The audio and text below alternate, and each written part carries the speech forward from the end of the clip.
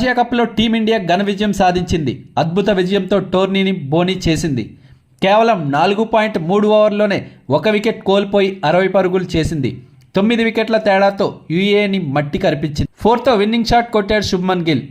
అంతకుముందు టాస్ ఓడి తొలుత బ్యాటింగ్ చేసిన యూఏఈ కేవలం 13.1 ఓవర్లో 57 పరుగులకే కుప్పకూలింది. ఓపెనర్ అలీ ఖాన్ 17 బంతుల్లో 22 పరుగులతో టాప్ స్కోరర్గా నిలిచాడు. కెప్టెన్ మహమ్మద్ వసీం 19 పరుగులు చేశాడు. మిగతా బ్యాటర్లంతా సింగిల్ డిజిట్కే పరిమితమయ్యారు.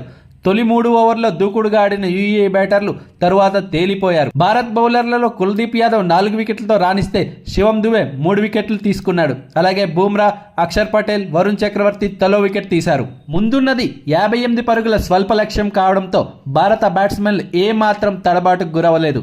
ఓపెనర్ అభిషేక్ శర్మ 16 బంతుల్లో 30 పరుగులతో రాణిస్తే వైస్ కెప్టెన్ శుభ్మన్ గిల్ 9 బంతుల్లో 20 పరుగులతో చెరలేగాడు.